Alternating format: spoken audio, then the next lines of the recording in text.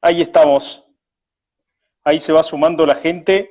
Contanos un poco cómo va todo por Mar del Plata, cómo te trata este encierro.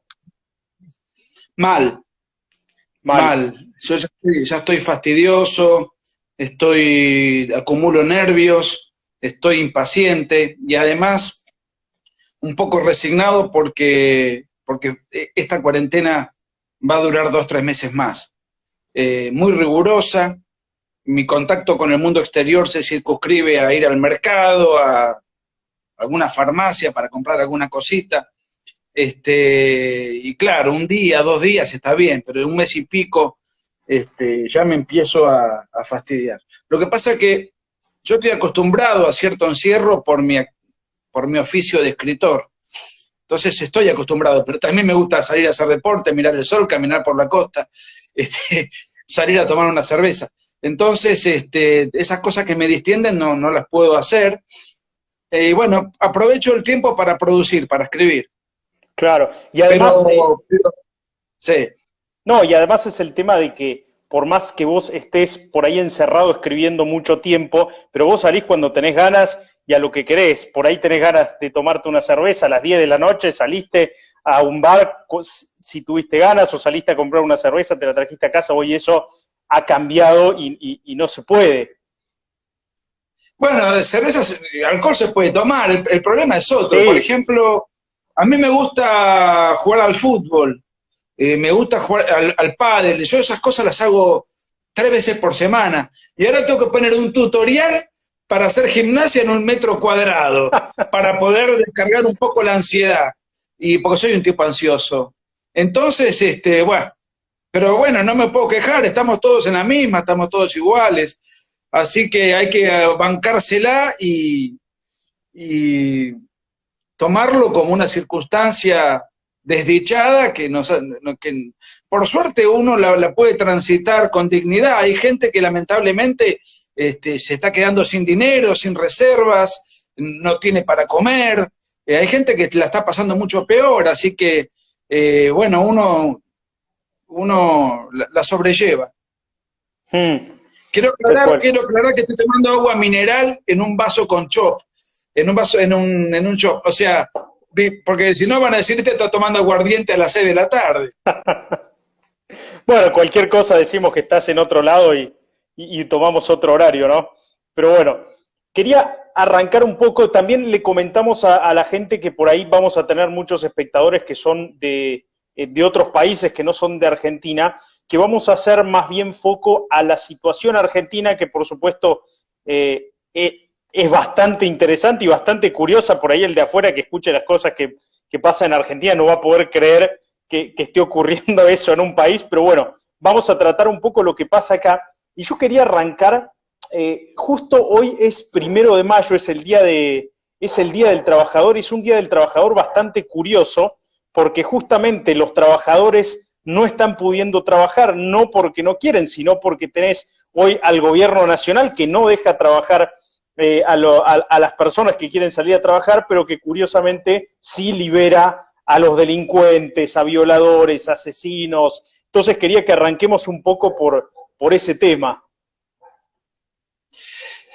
Bueno, yo tengo mis dudas de que esta política de liberar presos sobre pretexto de que se van a contagiar el coronavirus en las cárceles, lo puedan seguir promoviendo, porque ayer hubo un cacerolazo muy masivo en toda la Argentina, la gente se asomaba a los balcones o por las ventanas, caceroleando, digamos, manifestando contra este garanto abolicionismo que pretende sacar a los presos de las cárceles, violadores, criminales, y además a los amigos del poder, porque recordemos que el kirchnerismo, durante los 12 años de la gestión anterior, ha robado a mansalva y muchos están presos.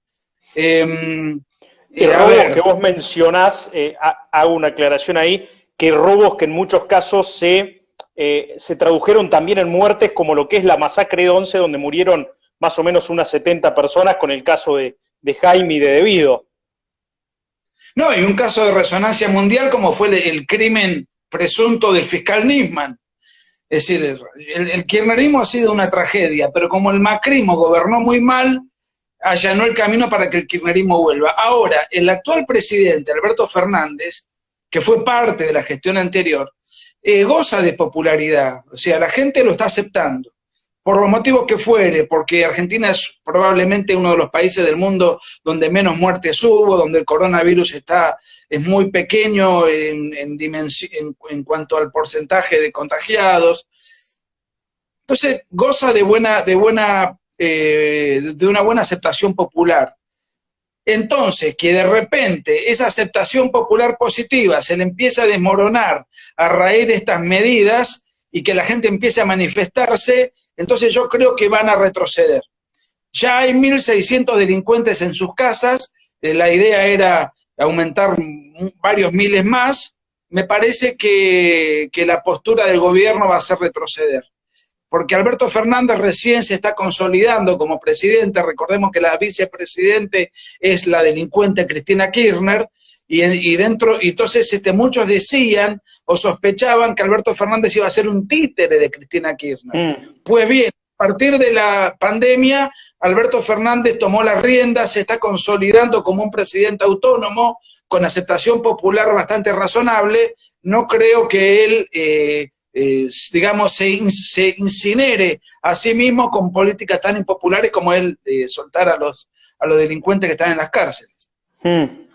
Vos ahí tocaste, creo que hay mucho, dejaste mucho como para seguir ahondando, pero hay un tema ahí que le vengo dando vueltas hace un tiempo, y es, ¿realmente tenés dos facciones en el gobierno? ¿Realmente tenés por un lado el albertismo que quiere imponer por ahí su gobierno, y tenés del otro lado el kirchnerismo, o tenés una especie de gobierno que está jugando al policía bueno y al policía malo, pero que en definitiva están trabajando los dos para el mismo objetivo, mientras nos hacen creer que hay una grieta o hay una crisis interna? No, yo creo que hay una crisis interna. De hecho, esta liberación de los delincuentes forma parte de una presión muy fuerte que viene del lado del kirchnerismo puro y duro, que responde a Cristina Kirchner. En cambio, yo creo que a Alberto Fernández no le causa gracia todo esto, pero él está rodeado de toda esta de delincuencia y de todo el ala dura del kirchnerismo. Ahora, yo no quiero hablar de loas de Alberto Fernández, porque Alberto Fernández fue jefe de gabinete del delincuente Néstor Kirchner y jefe de gabinete de la delincuente Cristina Kirchner, o sea que si él robó o no, supongamos que Alberto Fernández no robó nada. Démosle ese beneficio, no tengo ningún argumento para decir que robó. Pues bien, en el gobierno más corrupto de la historia argentina, siendo jefe de gabinete, podés no haber robado nada, pero no puede ser que no hayas visto nada. Entonces, a lo mejor no sos ladrón, pero sos cómplice, por lo menos moralmente. Así que yo no siento ninguna simpatía por Alberto Fernández, pero sí es un personaje mucho más moderado que todo el sector que responde a Cristina Kirchner. Donde, dicho sea de paso, la Argentina está en una situación económica lamentable, penosa, en bancarrota, al borde del default, cesación de pagos, con un desempleo mayúsculo, con niveles de pobreza que hoy superan el 40% de la población argentina, y Argentina, después de Venezuela, es el país con más alta inflación del mundo. Después de Venezuela y compite con Bielorrusia. Argentina está al borde de un Big Bang, va a explotar por el aire. Iba a explotar por el aire antes de la pandemia. Y ahora con la pandemia la explosión va a ser peor, porque Argentina es un país que no puede estar 3 meses sin trabajar, como nos pasa ahora, que solamente trabajan las droguerías, las farmacias y los lugares donde se venden comida. El resto de los múltiples rubros no trabajan. Entonces, ¿y las clínicas de aborto? No puede. ¿Cómo? ¿Y las clínicas de aborto?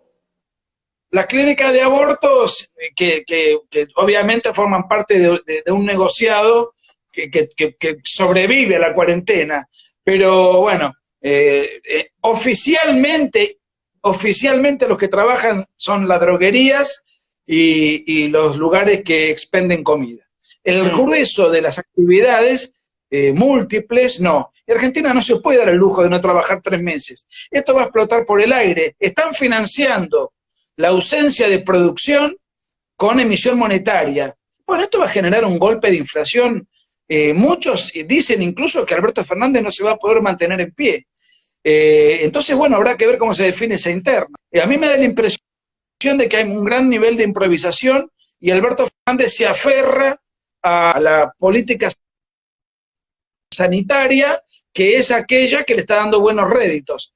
Pero él planteó una falsa antinomia, que es la salud o la economía. Y eso es una falsa antinomia, porque la economía, si no funciona, vos vas a tener hospitales desabastecidos, médicos mal pagos, no vas a tener medicamentos, vas a tener hambre en la población argentina en gran medida, vas a tener desempleo mayúsculo. Eso genera, obviamente, eso no tiene, está reñido con la salud.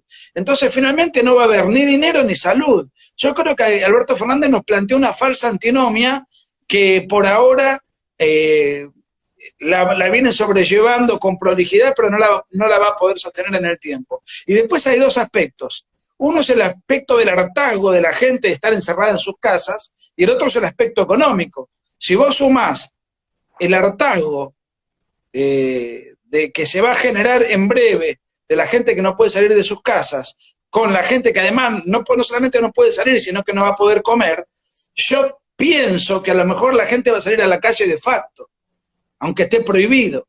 No estoy promoviendo esto, estoy haciendo un análisis político de lo que yo creo que puede llegar a pasar en la medida en que vamos a pasar todo el invierno con esta situación. De hecho, el gobierno ya está empezando a ceder un poco de manera tal vez indirecta o de manera sutil a las cuestiones de la cuarentena, por ahí diciendo que es responsabilidad de las provincias, desligándose un poco de las cuestiones como para,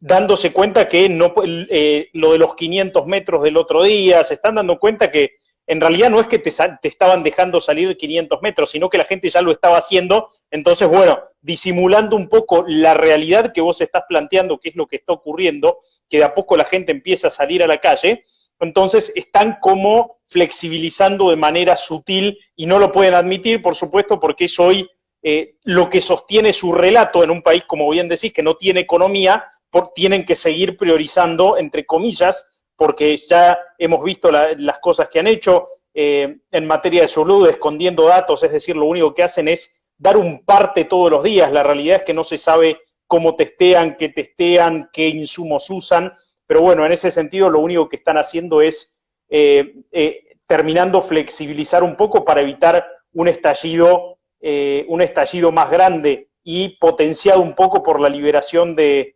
los delincuentes y el enojo de la gente que ha sido bastante grande en este sentido.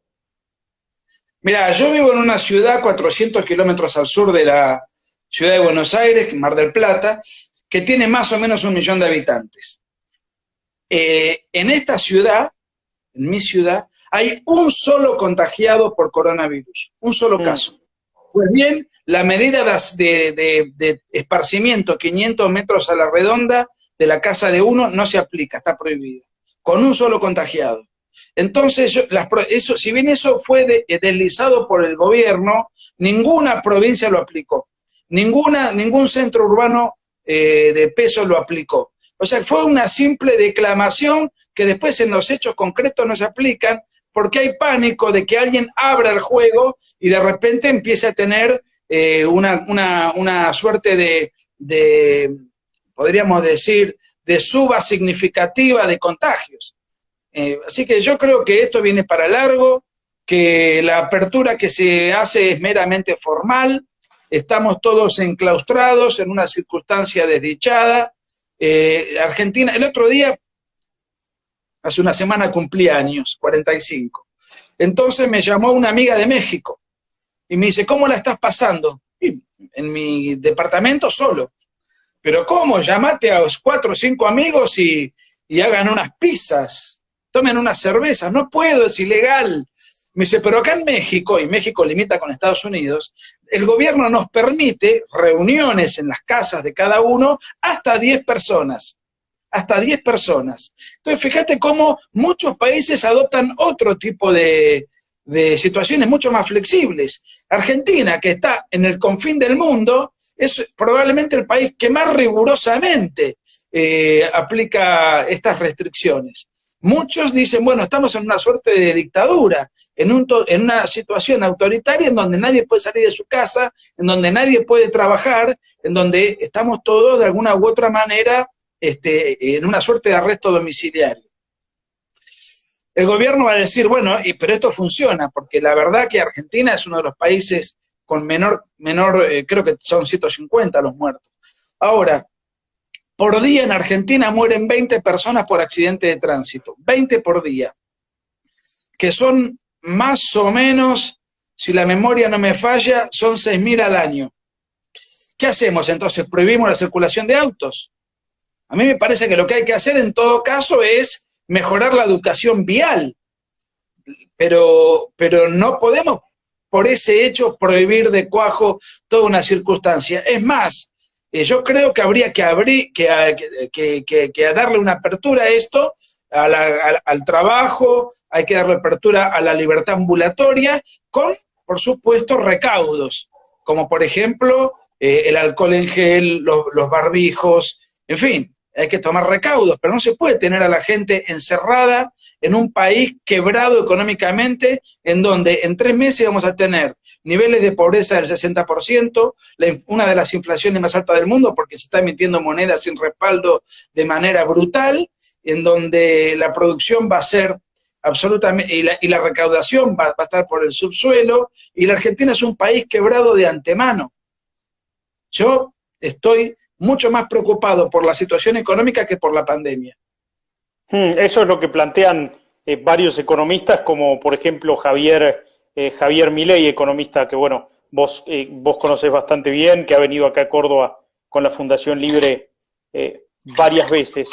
Quiero volver un poco a la cuestión política, porque se habla ya demasiado, creo que de pandemia y de todo este tema. Creo que se está analizando muy poco la cuestión política, lo que está pasando con el gobierno. Creo que los medios están siendo demasiado light, por así decirlo, por no desconfiar de su mala voluntad o de que tengan otro tipo de negocios, por así decirlo, con el poder de turno, de pauta oficial. Para no meternos en ese tema, vamos a dejar la puerta abierta, pero se está hablando muy poco y se está analizando muy poco de la situación política. Y llevamos, ¿cuánto? 4 meses de gobierno. Bueno, teniendo en cuenta diciembre, los días de diciembre, que suelen ser un poco más tranquilos cuando con un gobierno nuevo, pero hemos tenido impuestazo al campo, hemos tenido también el tema de las low cost, ahora que no los dejan circular y que solo están con aerolíneas que quieren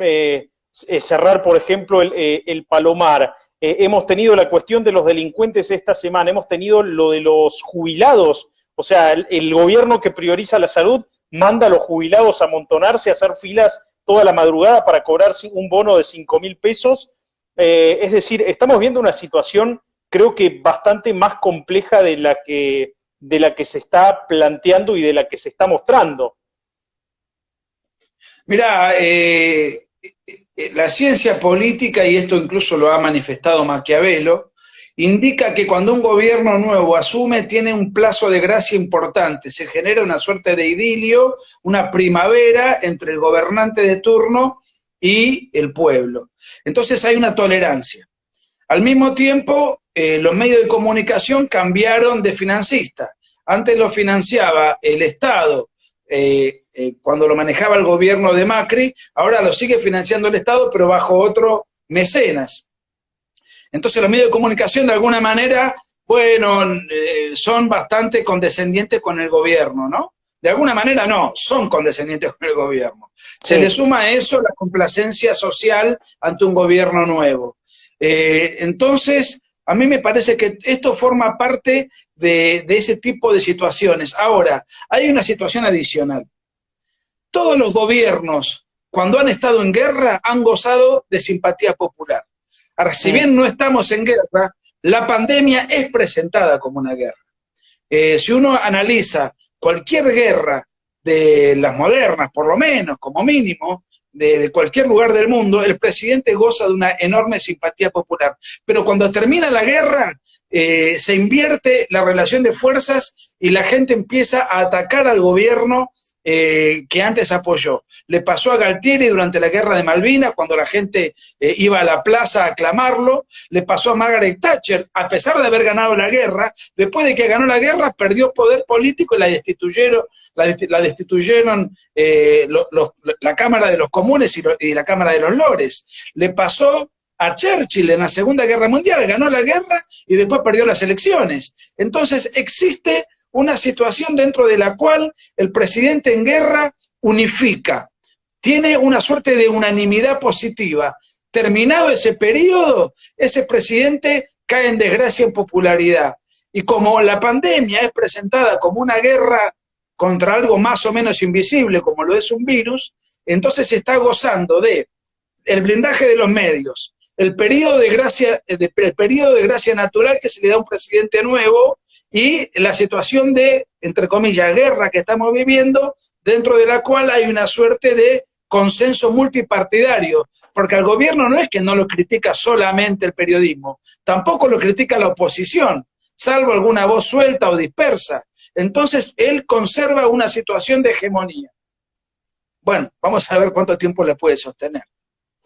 Y creo que a eso también habría que agregar el factor, que es un factor bastante atípico, que Alberto Fernández no llegó al poder por mérito propio, sino porque lo pusieron para intentar ganarle a Macri. Es decir, como Cristina Kirchner tenía tan difícil ganar las elecciones, lo pusieron a él como candidato a presidente. Entonces, creo que la situación es bastante más complicada. Pero en este sentido, ¿vos cómo crees que va a seguir avanzando la situación interna del gobierno? ¿Va a tomar más fuerza el ala de Cristina Kirchner? ¿Alberto Fernández va a lograr aprovechar este periodo de gracia y de pandemia, que creo que lo ha fortalecido más de lo que se esperaba? Se esperaba un comienzo más difícil político para él, y creo que lo ha puesto en la escena política del país, como ha pasado con la mayoría de los líderes del mundo, pero ahora también hay que ver cómo va a seguir el tema, y es si él va a terminar ganando poder o si las consecuencias de la pandemia, tanto económicas como de salud, porque sean pocos o no, hay muertos, es decir, hay muchas personas muertas y van a seguir aumentando si esto sigue durando meses, como es lo que se prevé. Posiblemente superemos los 500, las 1000 personas muertas, si Alberto Fernández va a poder seguir manteniéndose y a quién va a terminar afectando más dentro de la interna del gobierno, o sea, Cristina o Alberto Fernández.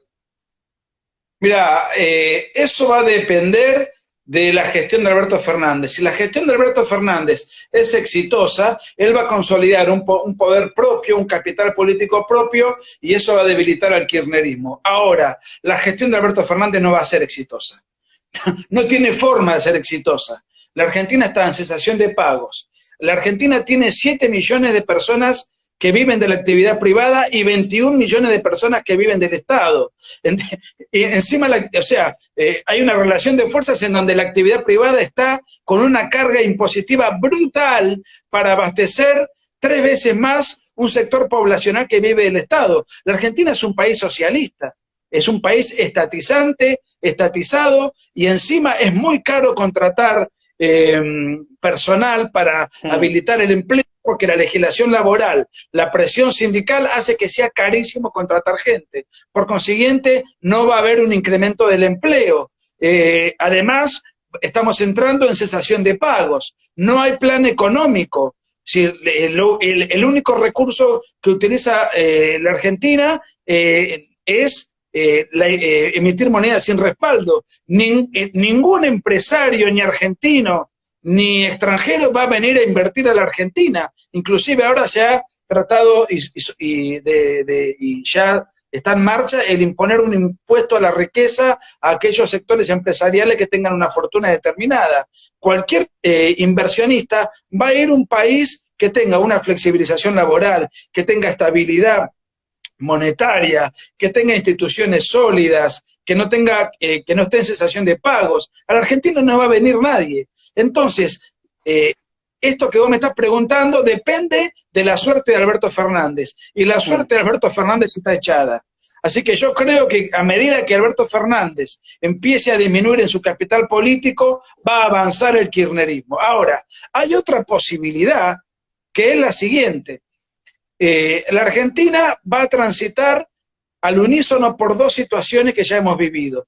Uno fue la hiperinflación durante el gobierno de Alfonsín y otra fue la recesión durante el gobierno de la Rúa, cuando se impuso el famoso corralito. Los economistas más reputados y acreditados dicen que vamos a tener una altísima inflación o hiperinflación sumada a la recesión. Eso es un cóctel explosivo. Para mí, a Alberto Fernández no le puede ir bien. Ahora, si él vuela por el aire, en términos metafóricos, va a tomar el poder el ala dura del kirchnerismo. Pero yo no descarto que vuele por el aire Alberto Fernández y el kirchnerismo también. Porque la crisis va a ser brutal, claro, brutal. Y esa crisis se puede llevar puesta también a la oposición, si es que podemos hablar de una oposición en este momento. Cambiemos viene muy golpeado después de haber perdido las elecciones, no tiene un claro líder político, está a la espera de las próximas elecciones legislativas, de las elecciones internas, donde más o menos se irá acomodando e iremos viendo quién va a encabezarlo, si será Macri otra vez, lo veo difícil, si será Patricia Bullrich, exministra de Seguridad, si será el ala más peronista de Monzó, es decir, en ese sentido tampoco está claro el panorama de la oposición, pero viendo que Alberto Fernández, o sea, el kirchnerismo y el macrismo estuvieron en una guerra muy fuerte en las últimas elecciones, porque la realidad es que la gente votó mayoritariamente rechazo, el que votaba a Macri votaba rechazo al kirchnerismo y el que votaba kirchnerismo votaba rechazo a Macri. Esta crisis no puede terminar de destruir, por así decirlo, a este kirchnerismo y a esta oposición que hay en este momento. Mirá, cuando uno está en la oposición es fácil, porque uno se convierte en un comentarista de la realidad. Entonces un diputado, un senador, un referente, es un comentarista de la realidad. Ahora, la diferencia entre el kirchnerismo y el macrismo, por llamarlo de algún modo, no fue tan grande. Fue grande en las primarias, pero el kirchnerismo creo que ganó con el 47-48% de los votos, y el macrismo sacó el 42% de los votos en el marco de un gobierno mediocre que encarnó un sonoro fracaso. De manera tal que la diferencia entre una fracción y otra era pequeña. Si esto se agudiza la crisis económica, como yo sí creo que se va a agudizar, y a lo mejor por descarte, por sanción al gobierno, la gente termina votando por la oposición, teniendo en cuenta que el año que viene hay elecciones legislativas. Las elecciones legislativas te dan una libertad para votar que no te da una elección presidencial. De manera que yo no lo descarto. Lo que pasa es que Alberto Fernández hace 4 meses que es presidente. Es muy poco tiempo como para hablar de las elecciones de octubre del año que viene.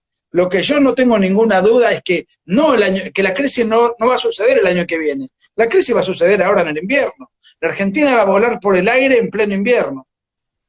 Entonces, de un Big Bang que explota, no sabemos quién se queda con un pedazo de esa explosión, con una suerte de escombro de esa explosión. ¿Quién es el que se queda con el escombro más grande? Y ahí veremos, porque de alguna manera algún líder va a tener que surgir, artificialmente o naturalmente.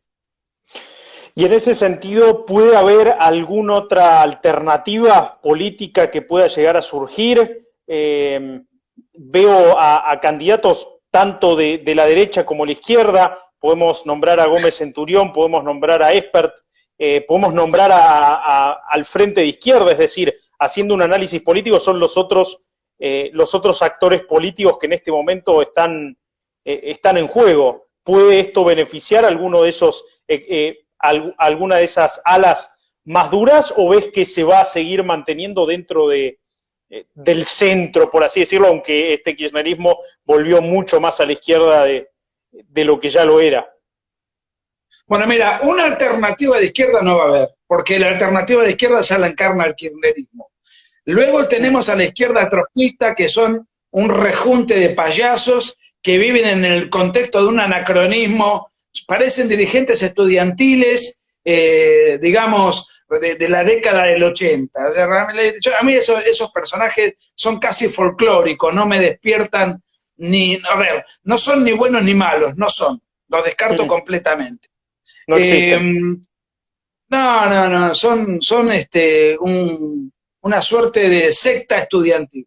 Entonces, Nicolás del Caño, todos esos personajes que no, son folclóricos. Todos los países tienen que tener un grupo de chicos que se dedican a eso porque forman parte del folclore democrático. Ahora bien, yo no descarto que aparezca un partido político con las características que tiene, por ejemplo, Vox en España, que es una derecha nueva, una derecha que tiene el 10-15% de los votos, que está empezando a marcar agenda, que tiene un bloque de diputados importante, que, vos fíjate una cosa, en el último debate presidencial, donde hubo 6 candidatos, de esos 6, 2 hablaron contra la ideología de género. 2 hablaron contra la ideología de género. Entonces yo no descarto que haya una unión que podríamos llamarle nueva derecha. Una unión que involucra a liberales, a conservadores y a nacionalistas. ¿Cómo se conformaría y cómo importaría esa, importaría esa reunión, esa unión, esa suerte de amalgama? Bueno, yo la otra vez en una conferencia la definí de este modo. Tenemos que forjar una alianza en donde haya liberales que comprendan que la vida empieza desde la concepción, conservadores que entiendan que la tradición tiene que estar al servicio del progreso, no que sea una mera nostalgia, sino que la tradición tiene que estar al servicio del progreso, tiene que ser un cauce que permita que el agua avance. Y nacionalistas que no confundan el amor a la patria con el amor al Estado. Si logramos en esos 3 sectores buscar puntos de concordia, como le pasa a la derecha española, como le pasa a la derecha italiana con Matteo Salvini, como le pasa como los gobiernos de Polonia, de Hungría, de tantos países de Europa del Este, de Finlandia, bueno, en fin, el propio Donald Trump es una síntesis de eso, porque Donald Trump no ha sido el típico dirigente del Partido Republicano, sino que ha tenido una política antiglobalista, contraria a las Naciones Unidas, contraria a la superchería del calentamiento global. Ahora le quitó la financiación a la OMS. Entonces, hay una nueva derecha y dentro de esos espacios hay diferentes matices que, bueno, cada uno ocupará su lugar. Entonces yo no descarto que la Argentina pueda realmente, a modo de protesta, recuperar a una derecha que tuvo su momento de cierto esplendor en la Argentina, pero que hace 15, 20 años ha desaparecido por completo. El macrismo también captaba votos de esos sectores, pero como el macrismo es un partido que ha sido en la gestión del gobierno atravesada por la cobardía, la pusilanimidad, la corrección política, entonces ha habido un gran enfado contra eso y los sectores de derecha yo creo que van a ir en un frente común, si se logra hacer, en un partido profesional, si se logra construir, y entonces tendremos una tercera fuerza que podrá marcar una agenda. No solo podrá marcar una agenda, sino que podrá tener bloque de diputados, bloque de senadores, a lo mejor alguna provincia, y esto sea un buen comienzo para la Argentina. Porque Bioy Casares, que era el socio intelectual de Borges, escribían los dos juntos, incluso muchas novelas, muchos cuentos, escribieron entre los dos. Bioy Casares decía hace 50 años que la Argentina muta entre el horror y la desesperanza. El horror era el peronismo y la desesperanza era el radicalismo, la Unión Cívica Radical. Como la Unión Cívica Radical ya no existe más, para los que nos escuchan desde el exterior, es un partido socialdemócrata inservible que gobernó varias veces la Argentina, con esa actitud desesperanzadora de la que refería Bioy Casares. Y que las últimas 2 veces no terminó el gobierno. Macrismo. ¿Cómo? No, y que las últimas 2 veces que gobernó se tuvo que ir antes, con hiperinflación. La última vez que la Unión Cívica Radical terminó un gobierno fue en 1928. O sea, fíjate que hace casi un siglo que la Unión Cívica Radical no puede terminar un mandato. ¿Esto qué ha generado? Que hoy la Unión Cívica Radical esté reducida a una expresión política muy, muy pequeña. Y entonces aparece la coalición de Macri reemplazando ese lugar político, ese espacio que había quedado, digamos, desamparado en el marco de una orfandad. Entonces,